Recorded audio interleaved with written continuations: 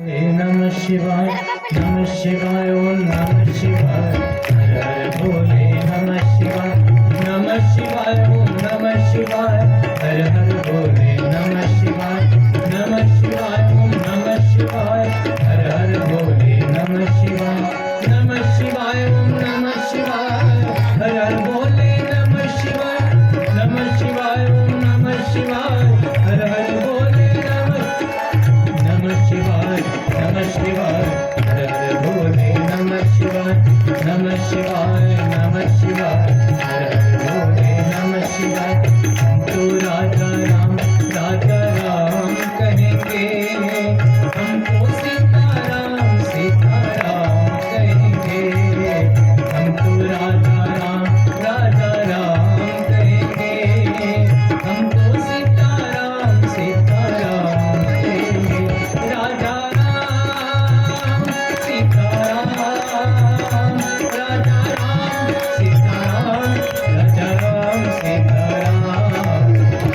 राजा राम कहेंगे हमको सीताराम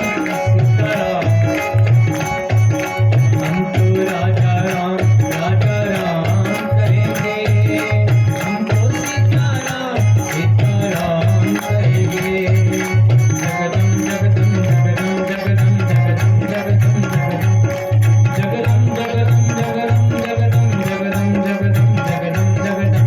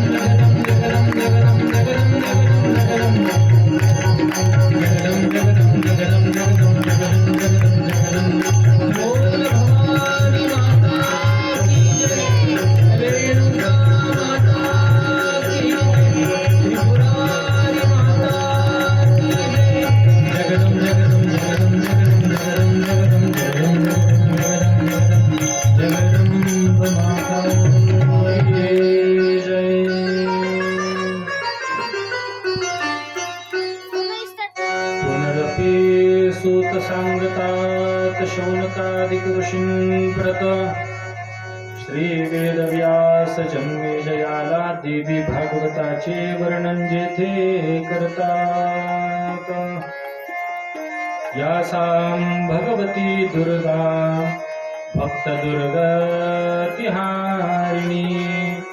पामाराधय कल्याणी सत्य श्रेयो यवाप्स्यसि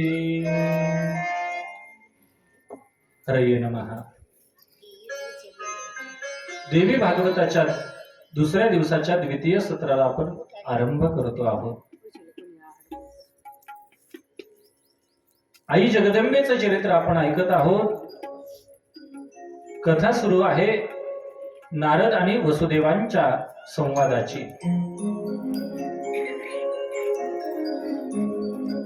वसुदेवांनी नारदांना कैक प्रश्न विचारले।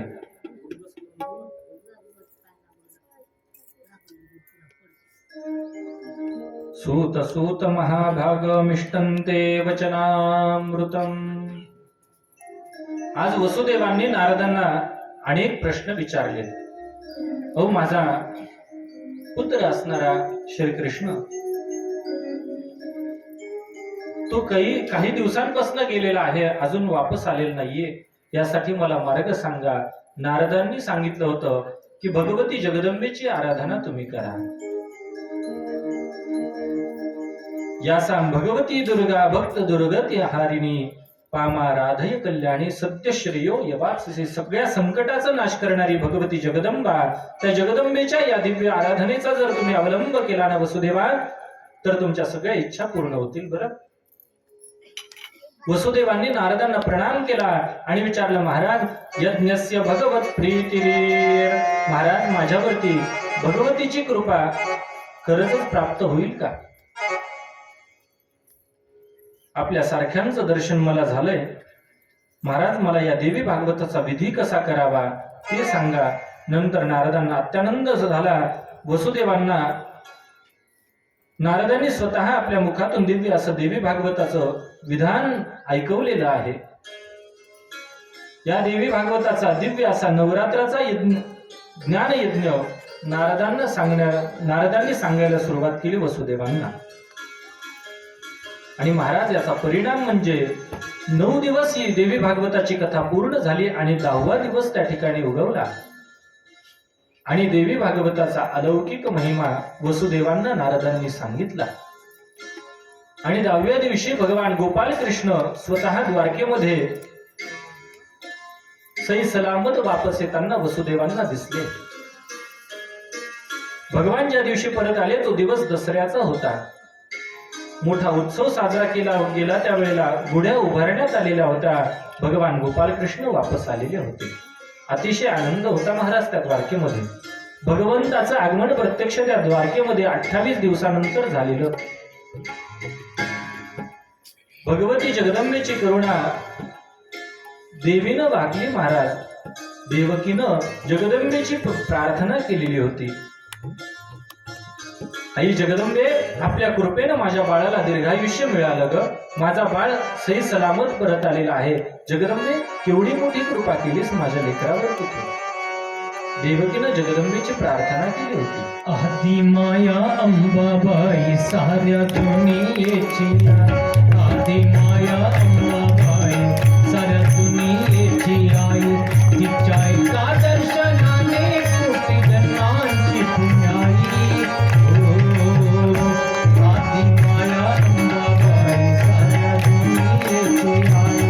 देव दे अंबाबाई उदे अंबाबाई उदे अंबाबाई आई उदे अंबाबाई. आई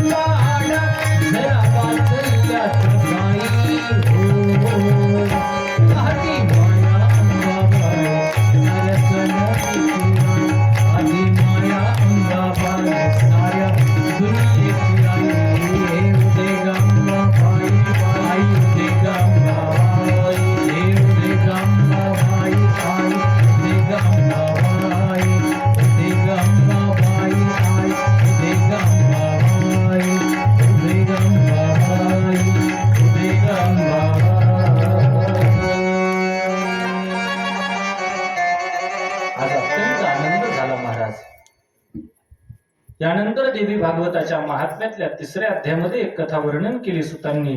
लोपामुद्र मुनी नावाचे अगस्त्य आणि लोपामुद्र हे सनत कुमारांच्या भेटीला गेलेले असताना या लोपामुद्रांची कथा आलेली आहे. विविध प्रकारच्या कथा विचारण्यासाठी वाराणसीचं महात्म्य सांगितलं, मणिकर्णिकेचं महात्म्य आणि हे सगळं सांगितलं. आणि शेवटी सांगितलं या देवी भागवताचं अनन्य असं साधारण महत्व काय आहे. त्यावेळेला लोपामुद्रांना अगस्त्य ऋषी बोलू लागले. महाराज, देवी भागवताची ही 3री जोडी बसली भागवताला. देवी भागवताच्या अनेक जोड्या आहेत. जसं श्रीमद भागवताच्या 2 जोड्या मुख्य सांगितलेल्या आहेत. 2 जोड्या कोणत्या? सूत आणि शौनकादिक ऋषींची ही पहिली जोडी. दुसरी जोडी महत्वाची भागवताची जोडी होती ती म्हणजे शुकदेव आणि राजा परीक्षित. त्याच पद्धतीने आमच्या देवी भागवताच्या सुद्धा अनेक जोड्या आहेत. पहिली जोडी बसली आपली अगोदर पाहिलं आपण ती म्हणजे सूत आणि शौनकादिक ऋषींची. दुसरी जोडी देवी भागवताची बसली ती म्हणजे नारद आणि वसुदेव. वसुदेव स्वतः यजमान झाले आणि नारदांनी वसुदेवांना कथा सांगितली. आणि आता ही 3री जोडी बसली अगस्त्य आणि लोपामुद्र. आणि अगस्त्य ऋषींनी बोलायला सुरुवात केली. देवी भागवताचं अनन्य साधारण महत्व सांगतायत. भगवस्तारकारोत्तर देवी भागवतस्य तो महात्म्य श्रवणेस्तस्य विधिं जापि व्रतः प्रभो. अगस्त्य ऋषींची भेट झाली स्कंद म्हणजे षडानन पार्वती कुमारांसोबत आणि विचारलं, महाराज मला हे देवी भागवत ऐकायचं आहे, आपण हे मला विस्तारानं सांगा. अगस्त्य ऋषी स्वतःचा महिमा सांगतायत. मी सुद्धा सनत कुमार स्कंदांकडनं मीही देवी भागवताचं चिंतन मी ऐकलेलं आहे. स्कंदानं म्हटलं, देवी भागवत अगाध ज्ञानाचा सागर आहे. कोण संक्षेपानं, कोण त्याला विस्तारून ऐकू शकेल, कोण सांगू शकेल, इतका अगाध असणारा हा देवी भागवताचा महिमा आहे. कोण सांगायला तयार आहे? लक्षात घ्या, इथं गणपतीची बुद्धी सुद्धा काम करू शकली नाही. स्कंद म्हणजे गणपती आहेत बरं. त्या गणपतीनं अगस्त्य ऋषींना बोलायला सुरुवात केली. अहो, ह्या जगदंबेचा महिमाच अगाध आहे. कोण त्या जगदंबेचं वर्णन करू शकेल?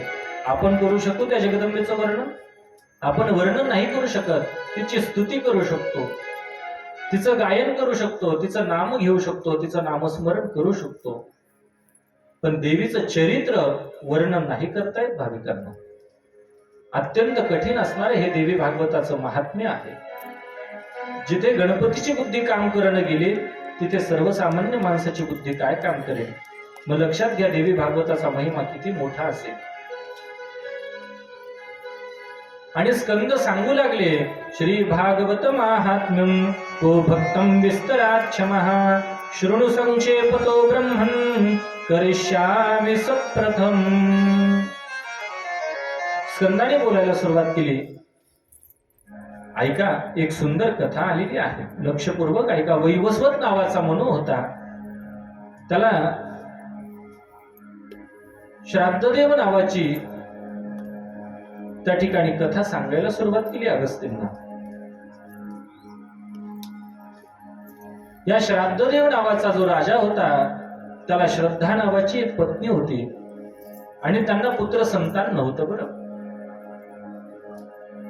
म्हणून या मनु राजानं ब्राह्मणांना बोलवलं आणि त्याचा मार्ग विचारला. त्यावेळेस त्या ब्राह्मणांनी सांगितलं, राजा तुला अनुष्ठान करावं लागेल. ब्राह्मण देवता, मग माझ्यासाठी तुम्ही अनुष्ठान करा.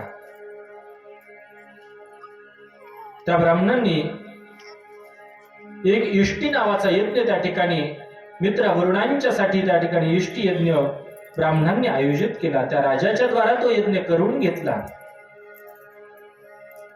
आणि त्या यज्ञाच्या पूर्णाहुतीची वेळ ज्या वेळेस आली, त्यावेळेला त्या सगळ्या ऋषीमुनींनी विचारलं, त्या ब्राह्मणांनी विचारलं, राजा तुला मुलगी पाहिजे आहे का मुलगा पाहिजे आहे?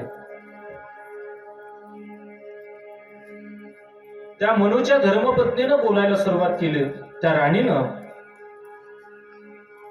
राणीला विचारल्यानंतर त्या राणीनं सांगितलं, मला मुलगी हवी आहे. पण तो यज्ञ याच्यासाठी होता, मुलगा प्राप्तीसाठी, पुत्र प्राप्तीसाठी तो यज्ञ ठेवलेला होता भाविकांना. एक लक्षात ठेवा, नवरा बायकोंचं मत हे व्यवहारामध्ये वेगळं असलं तरी चालेल, पण परमार्थामध्ये दोघांची मत हे वेगळे असू नयेत कधी. तर तो यज्ञ सफल होत असतो, त्या यज्ञाचं फल प्राप्ती होत असते. दोघांचे विचार सारखे असले पाहिजेत त्या परमार्थामध्ये. व्यवहारामध्ये विचार वेगवेगळे असतील तरी चालतील, पण परमार्थामध्ये वेगळे विचार कधीही असू नयेत. दोघांचं मानसिक ऐक्य नसेल, त्या ठिकाणी फलप्राप्ती नाहीये. आज ब्राह्मणांनी विचारलं तेव्हा राणीनं म्हटलं, मला मुलगी हवी आहे.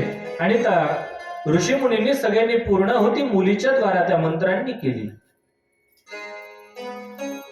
त्या पद्धतीची पूर्णाहुती झाली आणि महाराज राजानं मुलगी जन्माला आल्यानंतर ब्राह्मणांना बोलावलं, कुलगुरूंना बोलावलं. महाराज एवढा खर्च केला कशासाठी? मुलगा पाहिजे होता मला, पण मुलगी जन्माला आली. मला मुलगी नको, मुलगा पाहिजे. राजानं म्हटलं, महाराज मला मुलगा पाहिजे आहे, तुम्ही काहीतरी करा, तुमच्या सामर्थ्याने या मुलीचा मुलगा करा. एक लक्षात ठेवा, आपल्या पूर्वसंचिताचं जर पुण्य असेल ना, तर त्या पुण्याच्या बळावरती, त्या तपावरती काहीही शक्य होतं. त्या पुण्याचं, त्या तपाचं सामर्थ्य असतं. हे ज्ञानेश्वर महाराजांनी एके ठिकाणी फार सुंदर वर्णन केलेलं आहे. तपाचे सामर्थ्य हरिपाठामध्ये आहे ना.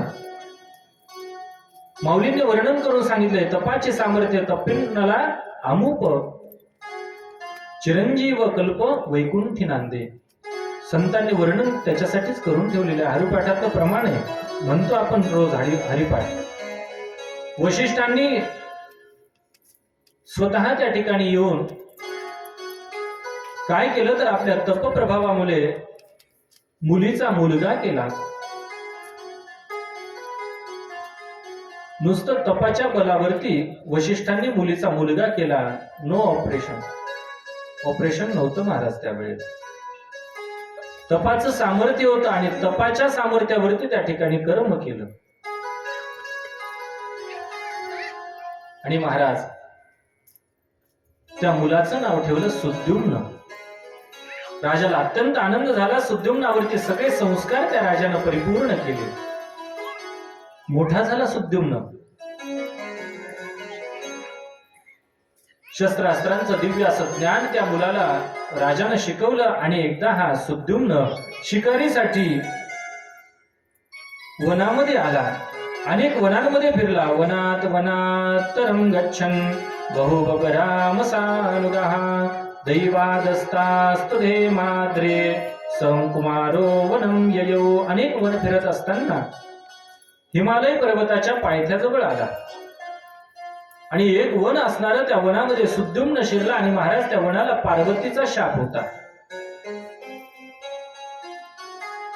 जो कोणी या वनामध्ये प्रवेश करेल त्याला स्त्री रूप प्राप्त होईल असा पार्वतीचा शाप होता.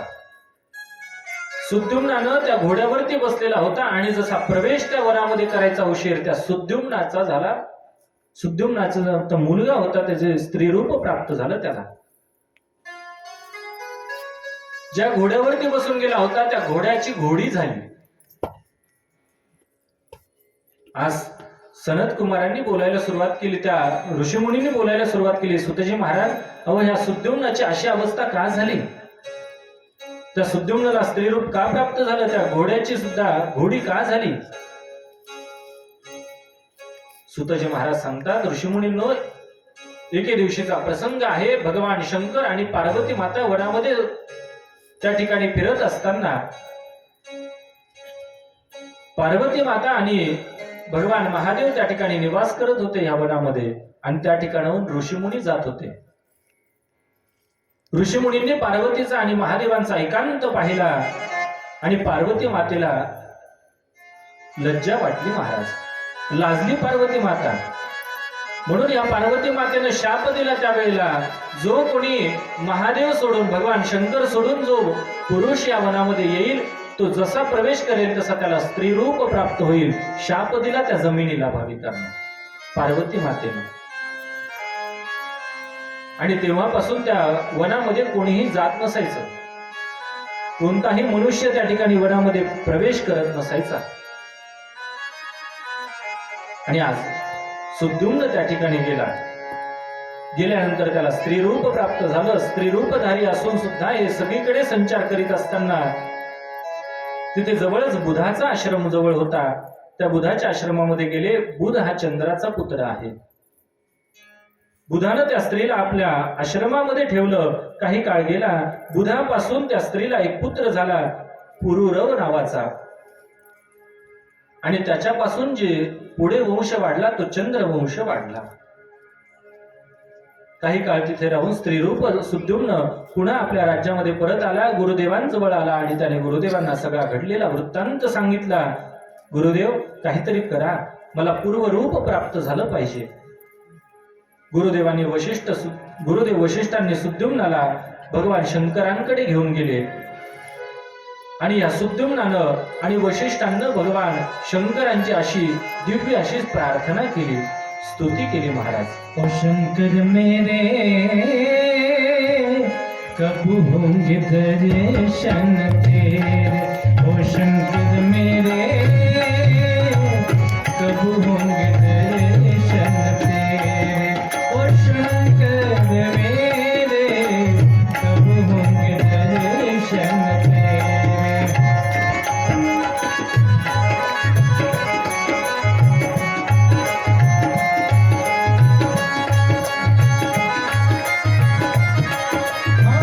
मैं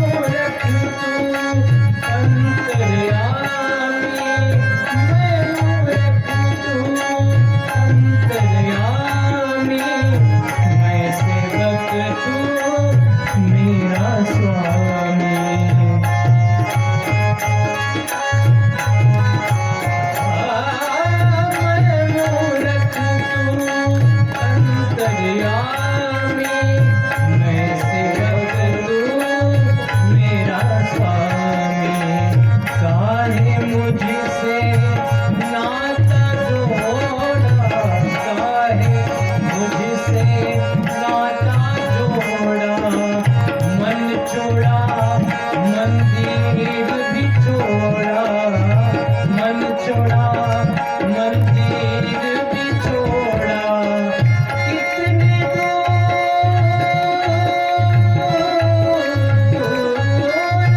कितनी दूर लगाए तूने, कितनी दूर लगाए तूने, जाके लाश पे रे शंकर मेरे, कब होंगे दर्शन तेरे, ओ शंकर मेरे, कब होंगे दर्शन तेरे, ओ शंकर मेरे, कब होंगे दर्शन, कब होंगे दर्शन, कब होंगे दर्शन तेरे।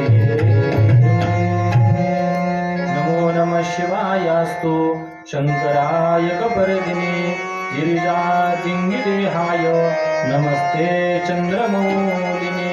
देवा आपल्याला प्रणाम करतो।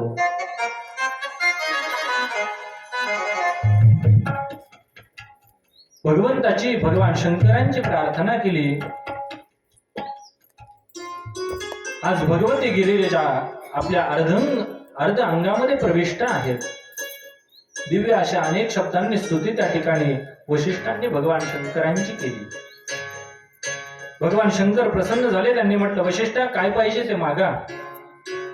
वरम वरम यमनसे यत्ते मनसी वर्तते। वशिष्ठांनी लगेच स्त्री रूपधारी सुद्युम्नाला, तिचं नाव हिला असं ठेवलं होतं, त्याला समोर आणलं आणि सांगितलं, प्रभो कृपा करा, माझा यजमान आहे, याच्यावरती संकट आलेलं आहे, त्याच्यासाठी कुलउपाध्याय असावे लागतात बरं, सद्गुरू असावा लागतो। सद्गुरू आपल्या भक्ताचं दुःख दूर करत असतात। प्रार्थना केली, महाराज या इलेवरती कृपा करा। तेव्हा भगवान शंकरांनी म्हटलं, ते माझ्या बसची बात नाहीये, हे माझं कार्य नाहीये, तुम्हाला होम मिनिस्टर कडे जावं लागेल। होम मिनिस्टर कोण आहे? हा, मोठ्याने सांगा, काय म्हणतंय तुमचं? हा, पार्वती माता, पार्वती नाही बरं, तिचा शाप आहे या जमिनीला, तिची क्षमा मागावी लागेल। मी काहीच करू शकत नाही, फार तर फार मी याच्यामध्ये काही सुधारणा करू शकतो। हा सुद्युम्न काही दिवस स्त्री राहील आणि काही दिवस पुरुष राहील। 4 महिने स्त्री, 4 महिने पुरुष, 4 महिने पुन्हा स्त्री। आता कसं जमावं? वशिष्ठांनी भगवती जगदंबेची दिव्य अशी प्रार्थना केली। कोटी चंद्रकला कांतीम सुस्मितां परिपूज्य च तुष्टाव भक्त्या सतं लीलाया पुंसं काम्यया जयी। जय देवी महादेवी भक्तानुग्रहकारिणी, जय सर्वसुराराध्ये दयानंद गुणालये। भगवती जगदंबेची अत्यंत दिव्य अशी स्तुती वशिष्ठांनी केली। प्रसन्ना भवदेवेशी चतुर्वर्ग प्रदायिनी मा, प्रसन्न हो मा, तुझी गोड स्तुती करण्याला समर्थ आहे माते, तुझा महिमा अगाध आहे। या स्तुतीनं भगवती जगदंबेची प्रार्थना केली। भगवती जगदंबा प्रसन्न झाली। वशिष्ठांनी म्हटलं, या सुद्युम्नाचं दुःख दूर कर आई। भगवती जगदंबेनं प्रगट होऊन सांगितलं, या सुद्युम्नानं जर माझ्या देवी भागवताचं अनुष्ठान जर केलं ना, तर त्याचं संकट दूर होईल, सगळं संकट दूर होईल। वशिष्ठांना सांगितलं की सुद्युम्नाच्या भवनामध्ये जा आणि मला अत्यंत प्रिय असणारं देवी भागवताचं महापुराण या सुद्युम्नाला ऐकवा। आणि निघाले महाराज। सुद्युम्नं श्रावय प्रीत्या पुराणं प्रियकरं तथा देवी भागवतं नाम नवाहो द्विजोत्तम। वशिष्ठा, 9 दिवसामध्ये नवरात्रामध्ये या सुद्युम्नाला देवी भागवताचं श्रवण तुम्ही करवा आणि याला श्रवण घडल्यानंतर त्याला पूर्ण पुरुषत्व कायमचं प्राप्त होईल। भगवती जगदंबा अंतर्धान झाली। यानंतर वशिष्ठांनी भगवती जगदंबेला प्रणाम केला आणि वशिष्ठ महाराज ह्या इलेला सोबत घेऊन, त्या सुद्युम्नाला सोबत घेऊन घरी आले.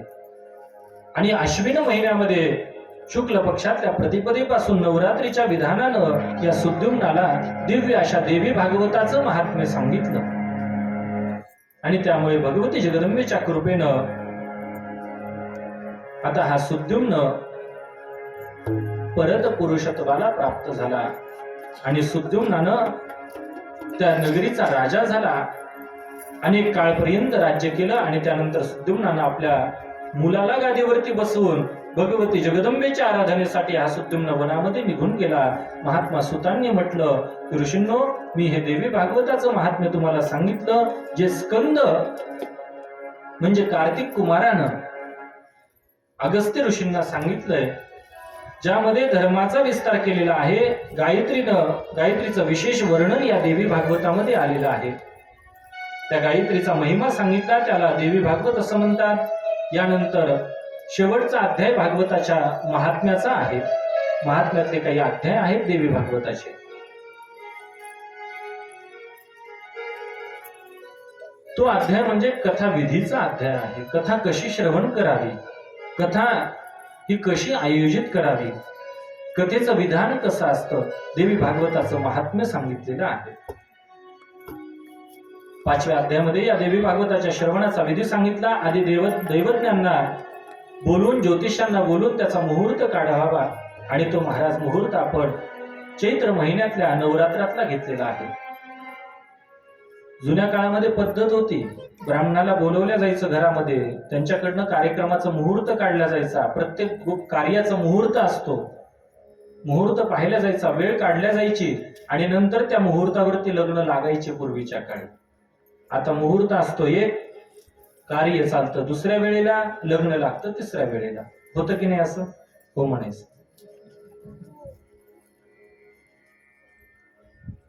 सगळं पाहिलं जायचं ज्योतिषाकडे जाऊन, चंद्रमुख आहे का, सूर्यमुख आहे, कसं आहे, मागे आहे का, इकडे आहे का, तिकडे आहे का, सगळं सांगायचे महाराज त्यावेळेस ब्राह्मण देवता. उत्तम असा मुहूर्त त्या ठिकाणी घ्यावा, उत्तम प्रकारे तयारी करावी, मंडप निर्माण करावा, सुंदर प्रकारे त्या व्यासपीठाला सजवावं, भगवती जगदंबेचं आसन स्वच्छ ठेवावं, देवीची ओटी भरावी. गणेश भगवंताचं कार्य निर्विघ्नतेसाठी पूजन सांगितलेलं आहे. कलश पूजन करावं, सगळ्या तीर्थांचं आवाहन त्याच्यामध्ये करावं, निरनिराळ्या शक्ती असणाऱ्या मातृका देवींचं पूजन, नवग्रहादी देवांचं पूजन, महाकाली, महालक्ष्मी, महासरस्वती त्रिगुणात्मिकेचं पूजन, कुलदेवीचं स्मरण, तिचं पूजन करावं, भगवान शंकरांचं पूजन करावं, प्रदक्षिणा करावी, नमस्कार करावा आणि त्यानंतर देवी भागवताचं प्रत्यक्ष पूजन करावं. देवी भागवताचा ग्रंथ म्हणजे साक्षात जगदंबेचं स्वरूप आहे भाविकांनो. बरं, यजमानानं ग्रंथाचं पूजन करावं, त्या जगदंबेची स्तुती करावी. कात्यायनी महामाये भवानी भुवनेश्वरी संसार सागरे मगन मामुद्र कृपामये. अहो, हिची प्रार्थना कोणी कोणी केली नाहीये. प्रत्यक्ष ब्रह्मा विष्णू महेशांनी सुद्धा केलेली आहे. ब्रह्म विष्णू शिवाराप्ते प्रसीद जगदंबिके मनोभिलषितम देवी वरं देहि नमोस्तुते. भगवतीची दिव्य अशी स्तुती करावी, भगवतीची प्रार्थना करावी. देवी भागवत स्वरूपा आई या संसार सागरामध्ये त्या जगदंबेची प्रार्थना सगळ्यांनी करावी. तिला सांगावं, संसारामध्ये मी उद्विग्न झालेलो आहो, आम्हाला या संसारातून आमची बंधनं मुक्त होण्यासाठी काहीतरी मार्ग तूच दाखव माते, आमचा उद्धार कर. ब्रह्मा विष्णू महेश यांनी सुद्धा आराधना केली जगदंबेची. आई जगदंबे, आपण आमच्यावरती प्रसन्न व्हा. त्यांनी प्रार्थना केली, आपल्याला प्रार्थना करायला काय हरकत आहे? इकडं भजन सुरू झालं तर आपली टाळीवर टाळी सुद्धा पडत नाही आणि आनंदानं परत भागवत झाल्यानंतर मंडपाच्या बाहेर जाऊन मग सांगत बसते, महाराजांनी इतक्या वेळेस सांगितलं टाळी वाजवायला, पण मी टाळी वाजवलीच नाही. नको वाजवू, नाही वाजवले तर आमचा फायदा नाहीये. त्याच्यामध्ये फायदा स्वतःचाच आहे. टाळी वाजवण्याचे अनेक फायदे आहेत. कीर्तनात जो टाळी टाळी त्याला यमराज कवटाळी, संतांनी म्हटलंय. जो कथा कीर्तनामध्ये टाळी वाजवत नाही ना त्याला यमराज कवटाळतो. बरं, टाळी वाजवायची की नाही वाजवायची ज्याचं त्यानं ठरवावं. भजन सुरू असताना, नामस्मरण चालू असताना भगवतीच्या नामामध्ये तल्लीन होऊन नाचावं, तल्लीन होऊन भगवतीचं गायन करावं, तल्लीन होऊन पावली खेळावी, तल्लीन होऊन टाळी वाजवावी आणि मुखानं भगवतीचं नाम घ्यावं. आम्ही चुकलो जरी तरी काही, जरी तरी काही, तू चुकू नको अंबाबाई. आम्ही चुकलो जरी तरी काही, जरी तरी काही, तू चुकू नको अंबाबाई. प्रेमानं टाळी या वाजवा. आनंदी साधे, आनंदी साधे, तुझा महिमा त्रिभुवनी गाजे, तुझं सगुण रूप विराजे, रूप विराजे, तुला वंदित संत विराजे. गुणगात वेद शास्त्री, गुणगात वेद शास्त्री, तू चुकू नको अंबाबाई. आम्ही चुकलो जरी तरी काही, जरी तरी काही, तू चुकू नको अंबाबाई.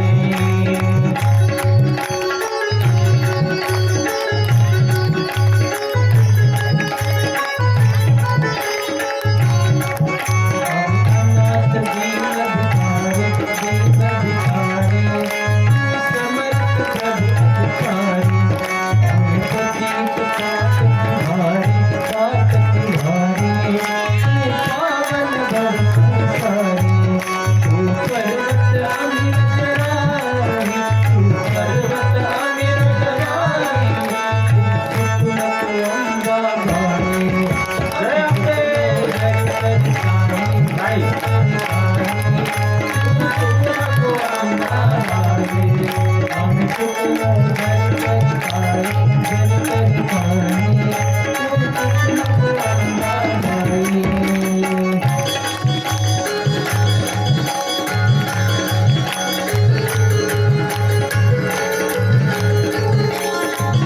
आम्ही चुकलो म्हणवून घेऊ, तू नको नको माता हो.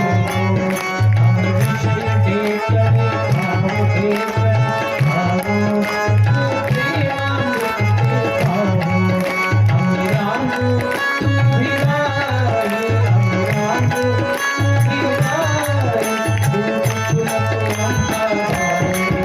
आम्ही चुकलो जरी तरी काही, जरी तरी काही, तू चुकू नको अंबाबाई. आम्ही चुकलो जरी तरी काही, जरी तरी काही, तू चुकू नको अंबाबाई. तू चुकू नको अंबाबाई. तू चुकू नको अंबाबाई. जगदंबा माता की जय. असं तल्लीन होऊन भगवंताचं, भगवतीचं गाणं करावं, तिचं नामस्मरण करावं भाविकांनो. तर आनंद आहे, खरं सुख आहे. आणि एकाग्र अंतःकरणानं भगवतीचं चरित्र श्रवण करावं, न झोपता श्रवण करावं. मुद्दाम सांगितलं बरं का, न झोपता मुद्दाम म्हणाले. कारण सांगितलंय, कारण कथा कीर्तन सुरू झाले की माणसाला झोप येतेच महाराज. तुम्ही तरी काय करणार आहेत त्याला, कारण त्या झोपेला वरदानच आहे.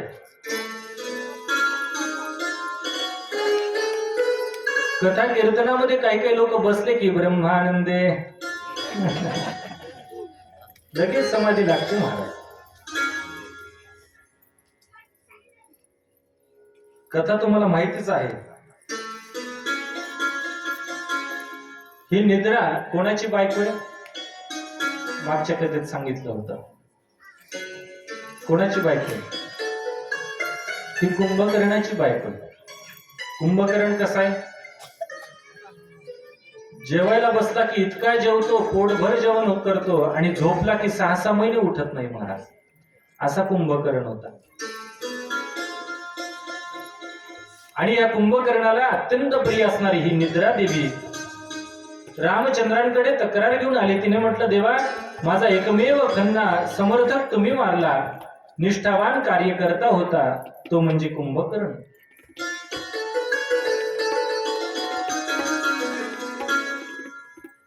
कधीही कुठली जरी वेळ आली तरी मी पक्ष बदलला नव्हता. बरं, तर निद्रा देवीने बोलायला सुरुवात केली होती. कुंभकर्णाला तुम्ही मारलं,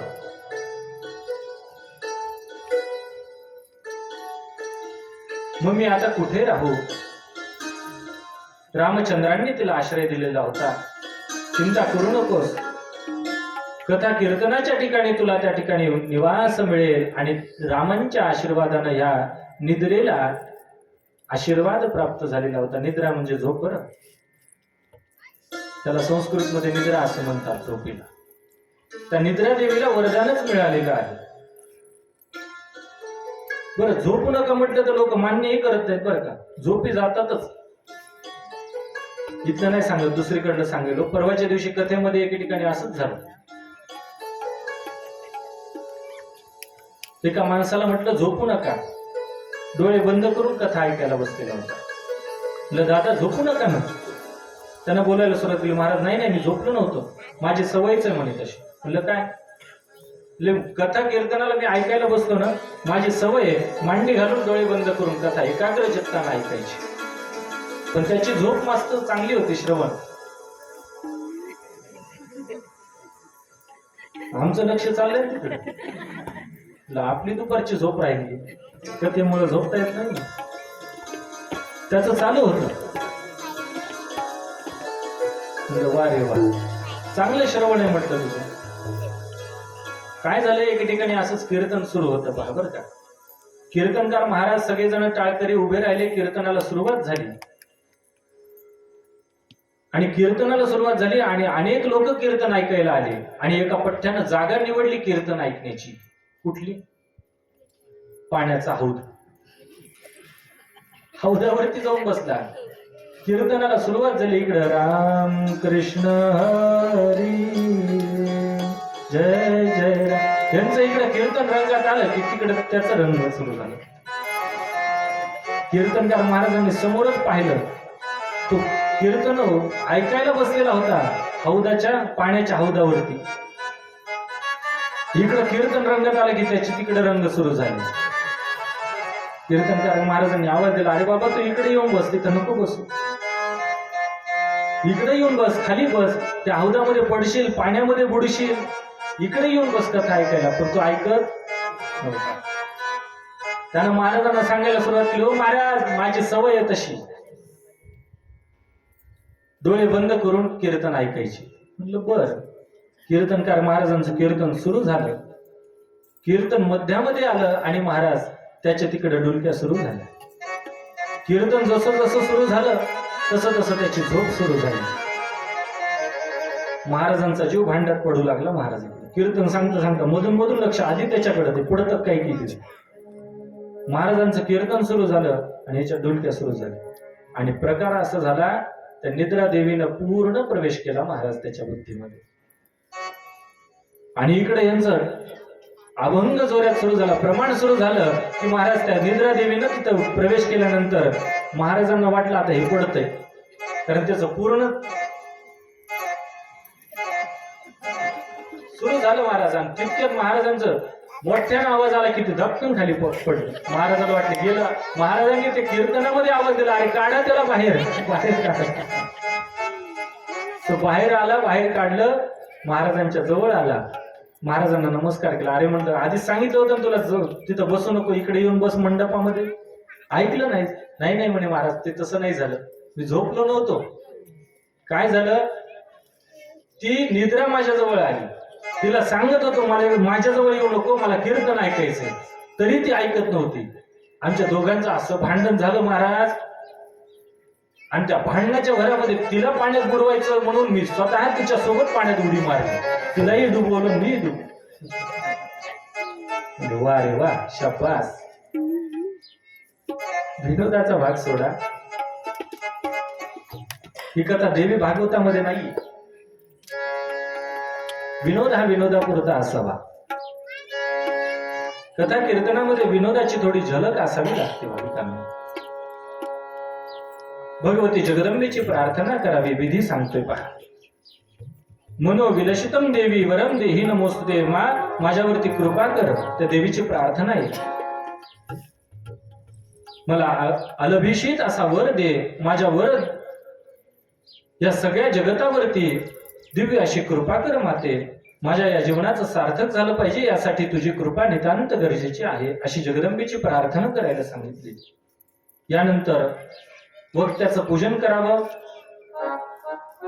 वक्ता सुद्धा कसा असावा त्याचं प्रमाण सांगितलंय. विरक्त इंद्रियार्थेषु विरक्तो वैष्णवो विप्र वेदशास्त्र विशुद्धीकृत. कुणाच्या मुखानं भागवत ऐकावं ते सुद्धा सांगितलंय. वक्ता कसा असावा? विरक्त असावा, वैष्णव असावा, आचार संपन्न असावा. विप्र म्हणजे वेदशास्त्राधिकांचा अभ्यास त्याचा झालेला असावा. भगवंताची वारी करणारा असावा. मुख्य म्हणजे निस्पृह असावा, स्वार्थी नसावा. वक्त्याचं पूजन करावं, त्याची प्रार्थना करावी. सर्व शास्त्रे तिही यज्ञा व्यासरूप नमोस्तुते. तथा चंद्रोदये नाथ तस्मं तमो निराकुरु. महाराज, माझ्यावर कृपा करा आणि मला हे दिव्य ज्ञान आपण सांगा. वक्त्याच्या चरणी लीन असावं, नम्र राहावं. आणि त्यानंतर जगदंबेचं स्तवन करत करत देवी भागवताचं श्रवण एकाग्र चित्तानं श्रवण करावं. सूर्योदयम समारभ्य किंचित सूर्य वसेशिते. सूर्योदयापूर्वी जरी ह्या कथेचं श्रवण नाही झालं, सूर्योदयाच्या आरंभाला, तरी मध्यंतरीच्या काळामध्ये तरी आपण हे श्रद्धेनं अंतःकरणानं माध्यान्हापर्यंत थोडी विश्रांती घेतलेली जरी असली तरी अत्यंत निष्ठेनं श्रद्धेनं ह्या देवी भागवताचं श्रवण करावं. कथा ऐकत असताना 7 दिवस अनुष्ठान मांडलेलं असतं. अनुष्ठानामध्ये राहत असताना संसार करू नये. ब्रह्मचार्याचं पालन करावं. शक्य असेल तर उपवास करावा. उपवासाची संज्ञा लक्षात घ्या. उप म्हणजे जवळ, वास म्हणजे राहणे. त्या जगदंबेच्या नामामध्ये जवळ जर सतत राहत असू तर अन्न ग्रहण करण्याचा अधिकार राहत नाही. अल्प प्रमाणामध्ये आहार घ्यावा.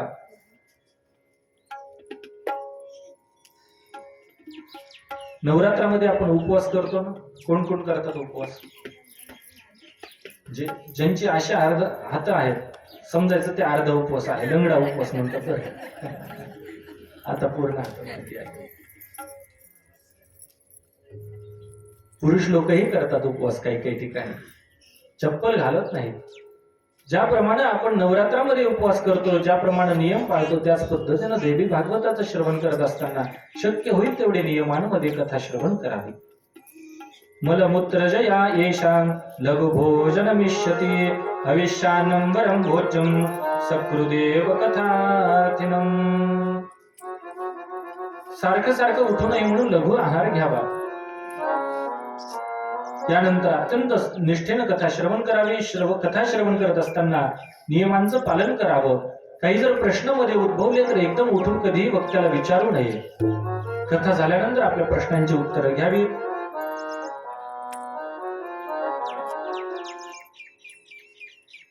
संपूर्ण फल आपल्याला मिळावं यासाठी कथा कुणाला ऐकता येत नाही असं विचारल्यानंतर महात्मा सुतांनी सांगितलं, ब्रह्मा विष्णू महेशानं मध्ये भेद दर्शना. ब्रह्मा विष्णू महेश या तिघांमध्ये जो व्यक्ती भेद करतो त्या तिघांना वेगवेगळं समजतो त्याला कथा ऐकण्याचा अधिकार नाही. म्हणून कुणामध्येही भेद करू नये. द्विधा भाव कुणामध्ये नसावा. आपलं आराध्य दैवत जे असेल ते असेल, पण इष्ट आराध्यावरती आपली श्रद्धा ठेवावी. परंतु इतर देवतांवरती सुद्धा आपल्या आराध्य देवतेप्रमाणे त्याच्यावरती सुद्धा श्रद्धा असावी.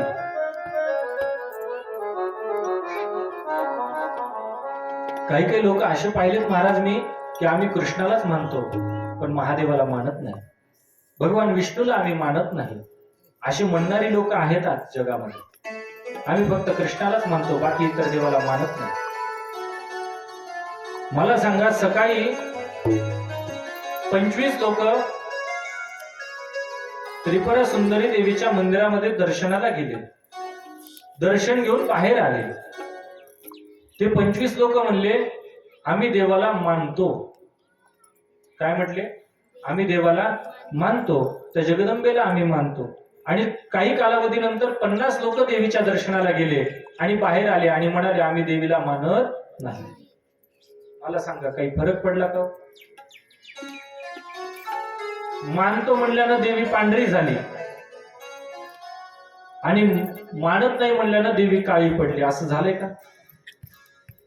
मान अथवा नका मानो, काही फरक पडत नाही. अस्तित्वाला बट्टा लागत नाही भाविकांना. देवीचं सामर्थ्य, देवीचं अस्तित्व ते अस्तित्वच आहे. माना अथवा नका मानो, पण आपलं जे आराध्य आहे त्याचप्रमाणे इतर देवांनाही, देवांवरती सुद्धा श्रद्धा ठेवावी. तर आम्ही आमचं केलेलं कर्म, चांगलं वाईट कर्म करू, त्याचं फल असतं. तुकाराम महाराजांनी असं सांगितलंय, अहो हरिहरा भेद नाही नका करू वाद. तुकाराम महाराजांनी म्हटलेलं आहे, हरी आणि हर यांच्यामध्ये भेद नाहीये. हरी आणि हर हे एकच आहे. सुंदर वर्णन केलेलं आहे. शिवद्रोही मम दास काह कावा. रामचंद्रांनी सुग्रीव इत्यादिकांना सांगितलं होतं, अरे शिवाचा द्रोह करतो आणि तो माझा भक्त जर समजत असेल तर मी त्याला माझा भक्त समजत नाही. रामचंद्र म्हणतायत, शिवद्रोही मम दास काह कावा. रामचंद्र मानसामध्ये सांगितलेलं आहे, शिवस्य हृदयम विष्णू, विष्णुस्य हृदयम शिवाः. भगवान श्रीराम हे श्रेष्ठ उपासक आहेत भगवान शंकरांचे. राम उपासक आहेत भगवान शंकरांचे. पार्वतीला त्यांनी सांगितलंय, पार्वती मी रामाची भक्ती करतो. राम सुद्धा म्हणतात मी शंकरांची भक्ती करतोय. आणि रामचंद्रांची प्रार्थना केली महाराज. पार्वतीला सांगत होते महादेव, राम रामेति रामेति रमे रामे मनोरमे सहस्रनाम तत्तुल्यम राम नाम वरानने. पार्वती मी अखंड चिंतन करत असतो, ते भक्त म्हणजे रामाचं. राम प्रभूच्या दिव्य स्वरूपाचं रामायणामध्ये वर्णन आहे. भगवान श्रीराम रोज पार्थिव शिवलिंगाचं पूजन करत असायचे बरं. आणि भगवान भोलेनाथ अखंड रामचंद्रांचं चिंतन करत आहे. जय रघुनंदन जय सिया राम, जय रघुनंदन जय सिया राम. हे दुख भंजन तुम्हें प्रणाम, हे दुख भंजन तुम्हें प्रणाम. जय रघुनंदन जय सिया राम, जय रघुनंदन जय सिया राम.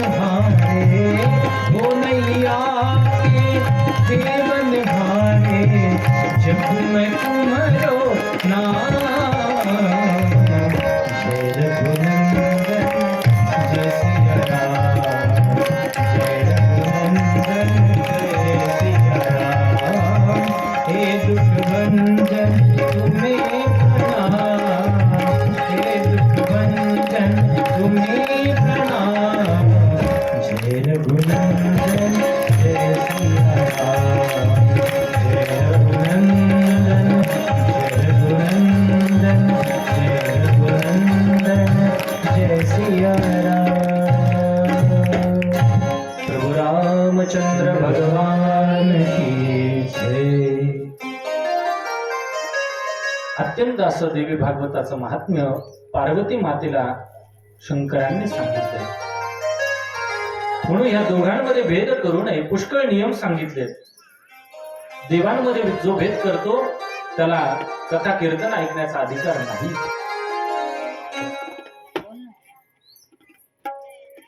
पण जे कथेचं आयोजन करतो, जो कथेचा यजमान होतो, त्याला अनेक अश्वमेध यज्ञ केल्याचं पुण्य फलप्राप्ती होते. महाराज, भागवताचा एक यजमान झाल्याचं पुण्य एवढं सांगितलेलं आहे.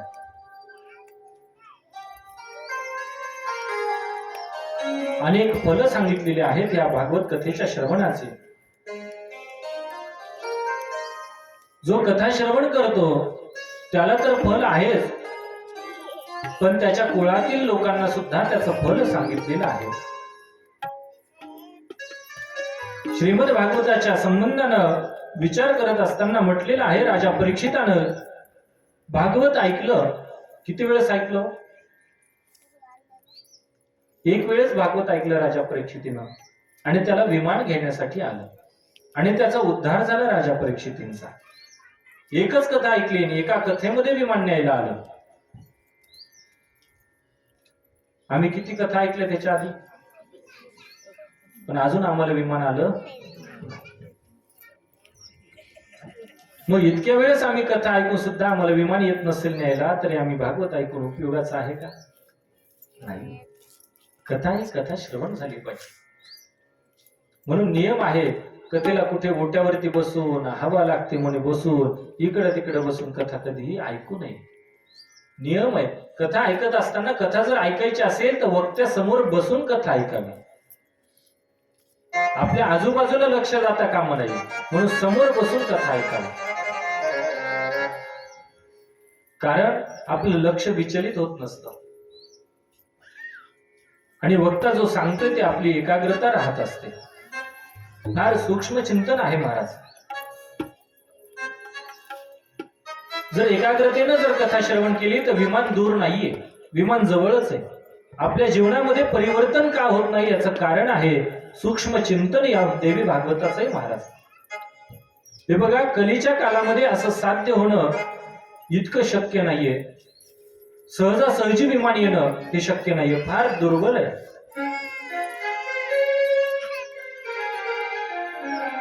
अत्यंत कठीण असा मार्ग त्या भगवंतापर्यंत जाण्याचा कलियुगामध्ये सांगितलेला आहे. म्हणून अन्य मार्ग आम्ही निवडू शकत नाही. फक्त नामस्मरण हा मार्ग, एका नामस्मरणाच्या बळावरती आम्ही देवापर्यंत पोहोचू शकतो. म्हणून या कथा कीर्तनातनं काही समजलं नाही तरी चालेल, पण एखादं तरी सूत्र आम्ही आमच्या जीवनामध्ये उतरून घेतलं पाहिजे. एखादं तरी सूत्र आमच्या जीवनामध्ये उतरवलं तर त्याचं परिमार्जन होत असतं आणि आमचं जीवन हे सुखी होत असतं महाराज. आणि त्या परिवर्तनाने आमच्या जीवाचा उद्धार त्या ठिकाणी सांगितलेला आहे. एखादी लहान जरी गोष्ट असली कथेमधली तरी ती छोटी गोष्ट सुद्धा आपल्या कल्याणाला उपयोगी करणारी ठरते. एक दृष्टांत आठवला म्हणून सांगतो. एक चोर होता, त्यानं आपल्या मुलाला चोरीचं शिक्षण दिलं. आता काय असतं चोरीचं शिक्षण ते देव जाणे. चोरीचं शिक्षण दिलं. त्याला सांगितलं, तुला एक नंबरचा जर चोर व्हायचा असेल तर मी नियम सांगतो, त्या नियमानं तुला राहावं लागेल.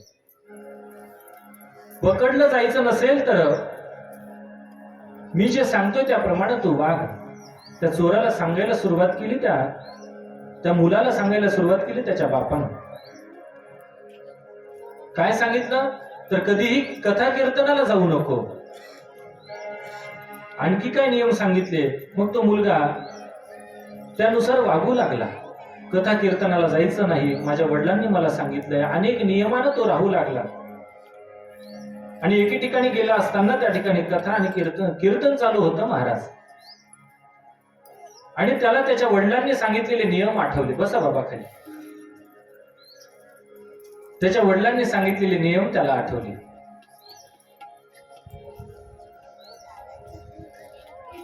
कथा कीर्तनामध्ये जाऊ नको वगैरे असे सगळे नियम त्याला आठवले. म्हणून त्यानं कीर्तन चालू असताना दोन्ही कानामध्ये बोटं घातली आणि तिथून निघून गेला. कानात बोटं घालणारे वेगळी लोक आहेत. यानं ऐकू येऊ नये म्हणून कानामध्ये बोट घातले, निघाला. पण गंमत अशी झाली, कर्म धर्म संयोगानं रस्त्यानं चालत असताना अनवाणी पायानं पायामध्ये काटा होता घुसलेला महाराज. रस्त्यात काटा पडलेला होता आणि तो काटा पायामध्ये घुसला. तो काटा काढण्यासाठी त्यानं आपला एक हात बाजूला केला आणि तो काटाला लावला आणि ते काटा बाहेर काढला. आणि तेवढ्या वेळेमध्ये तिकडे ते महाराज सांगत होते. काय विषय चालला होता ते कोणास ठाऊक. त्या महाराजांनी फक्त एक वाक्य सांगितलं, ते तेवढं त्याच्या लक्षात राहिलं. काय वाक्य होतं? त्या महाराजांनी सांगितलं, देवाची सावली कधीही पडत नसते. एवढंच वाक्य ऐकलं आणि निघाला. त्यानंतर काही दिवसांनी एका राजाच्या घरी चोरी केली. राजानं त्याला पकडलं, कारागृहामध्ये बंदिस्त केलं, तुरुंगामध्ये डांबलं. त्याला गुन्हा कबूल करावा म्हणून पुष्कळ असे प्रयत्न केले, पण तो गुन्हा कबूल करायला तयारच नव्हता.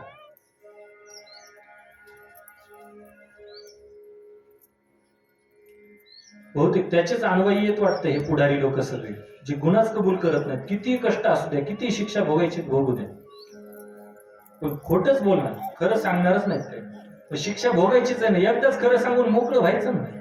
10 वेळेस कशाला परत शिड्या लावायच्या. सूत सूत महाभाग समजने वाले को इशारा काफी होता है. जंग जंग पछाडलं, अनेक प्रयत्न केले त्याचा गुन्हा कबूल करण्यासाठी, पण गुन्हा काही कबूलच करत नव्हता हा. आणि प्रकार असा झाला त्या ठिकाणी, त्या राजाच्या दरबारामध्ये एक बहुरूपी होता. त्या बहुरूपीनं राजाला म्हटलं, माझ्यावरती जबाबदारी द्या, मी काही करून याच्याकडनं गुन्हा कबूल करून घेतो. राजानं म्हटलं, तू जर याचा गुन्हा कबूल केला तर तुला चांगलं बक्षीस देईल. आणि झालं. त्या बहुरूप्यानं अनेक प्रयत्न केले, तुरुंगामध्ये ठेवलेलं होतं तिथे.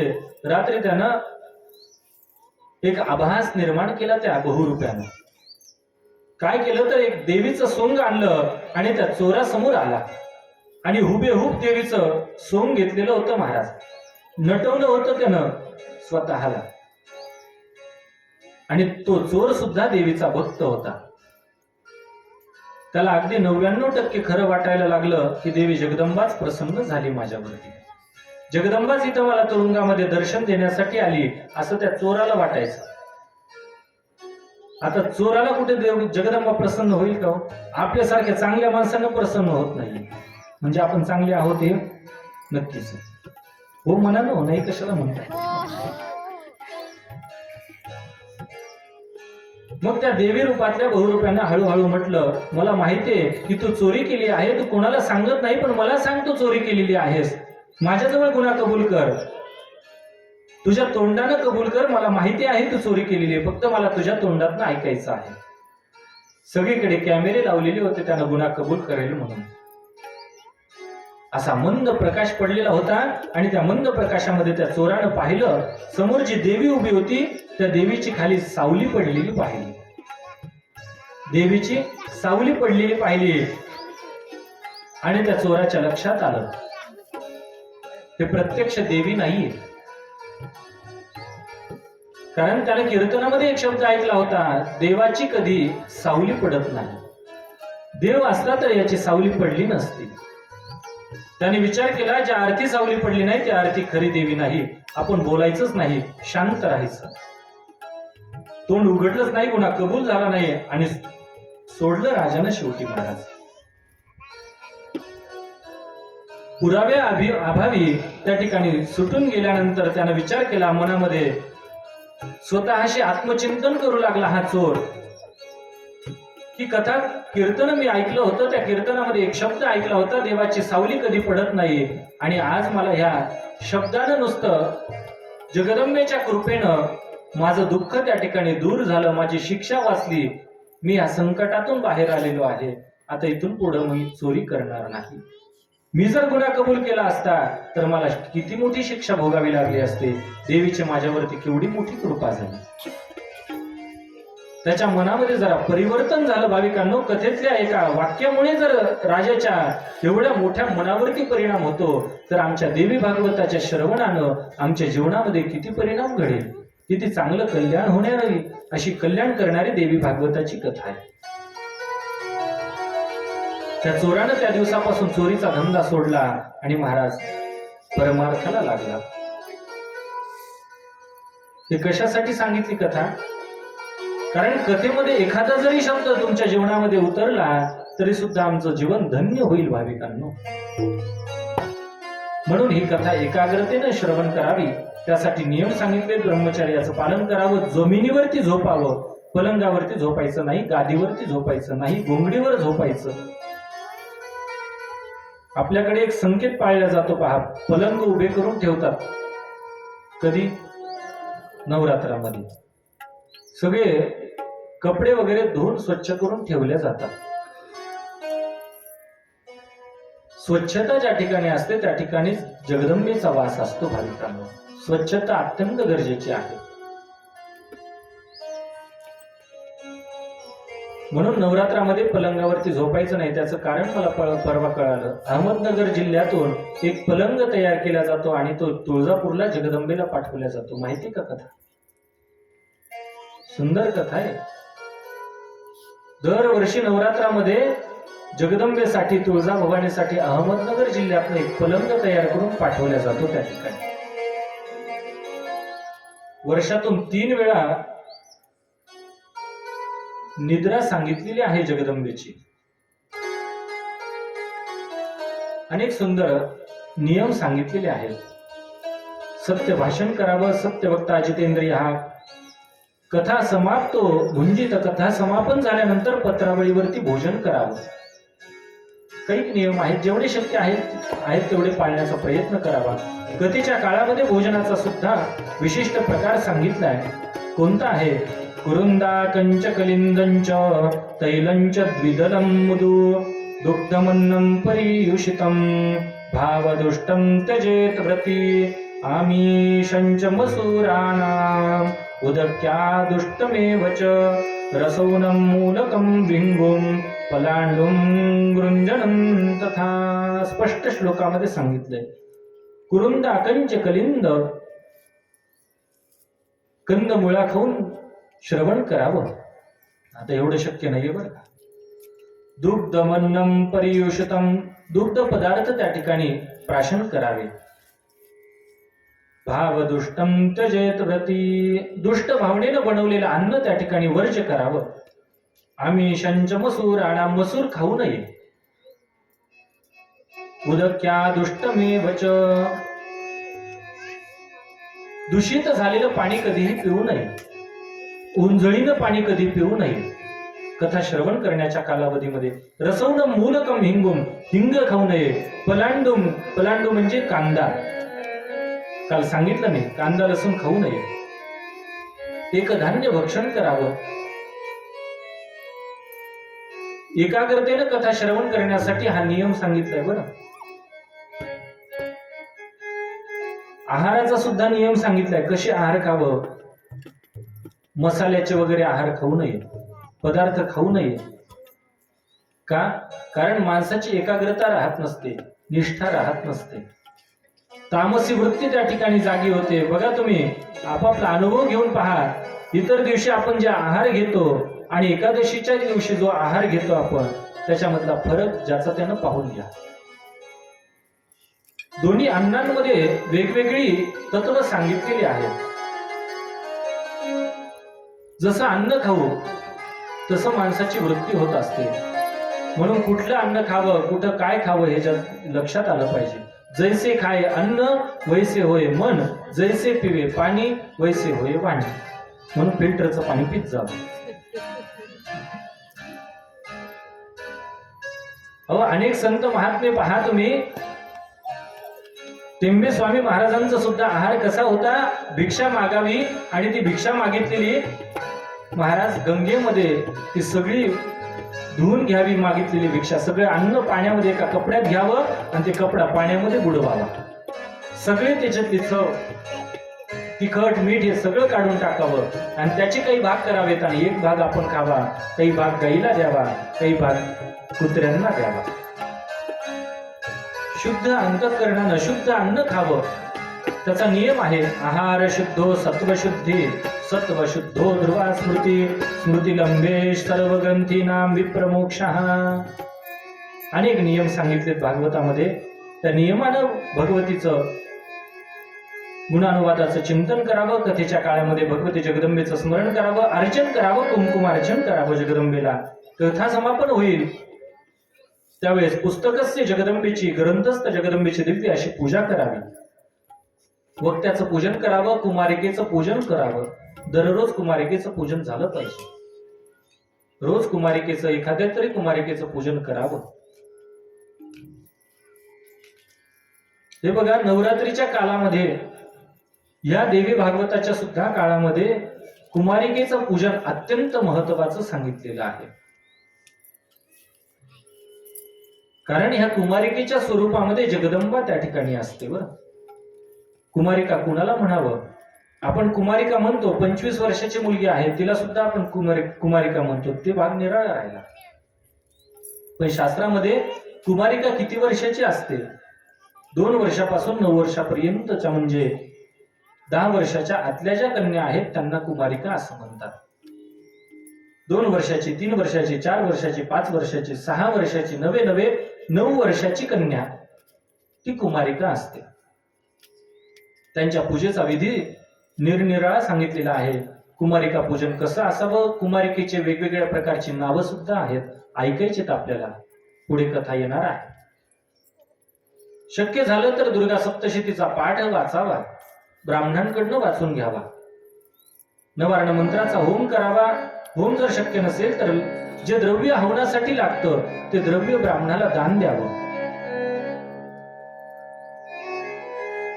त्यानंतर महत्वाचं सांगितलं की सुवर्णाचा सिंह तयार करून त्या सिंहावरती देवी भागवताचा ग्रंथ ठेवून तो वक्त्याला दान करावा. इथे वजन सुद्धा सांगितलंय बरं का त्या सिंहाच्या सोन्याचं. शास्त्रामध्ये नियम आहे.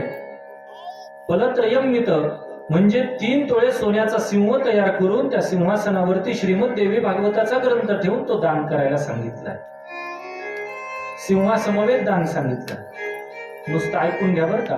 3 तोळे. 3 तोळे म्हणते पांढरे डोळे व्हायची वेळ आली, आणि भावच वाढलाय ना तेवढा. यथाशक्ती आपल्याला जे शक्य असेल तसं दान करावा. हे पहा, आपण जे कर्म करतो त्या कर्माच्या अंती शेवटी 10 दान सांगितलेले, दशदान सांगितले. कोणकोणते दान आहेत ऐका. दशदान आहेत: गोदान, तिळदान, सुवर्णदान, रत्नदान, घृतकुंभदान, उदक कुंभदान, वस्त्रदान, धान्यदान आणि भूमिदान. 10 प्रकारची दान सांगितले.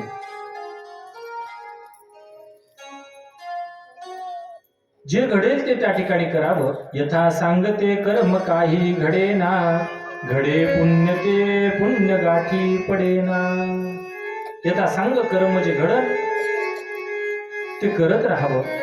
पण ते कर्म घडणं सुद्धा फार कठीण झालेलं आहे.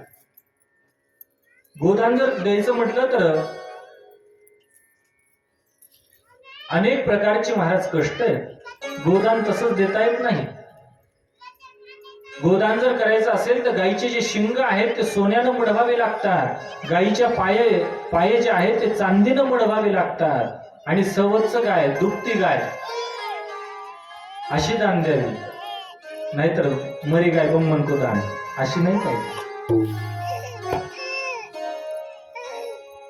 दूध न देणारी म्हातारी झालेली गाय दान कधी देऊन उपयोग नाही.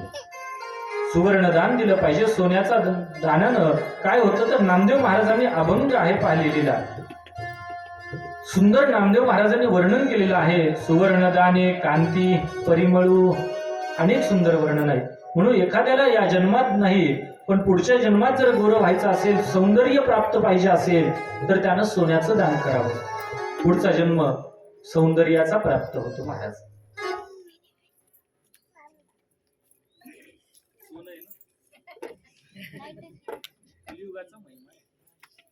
देवी भागवतम चतैलक्षितम शोभनानाम क्षरम सुवर्ण सिंहासनावरती स्थापन करून. आवाज येतोय? माईक मुळे आवाज बसलाय बरं का.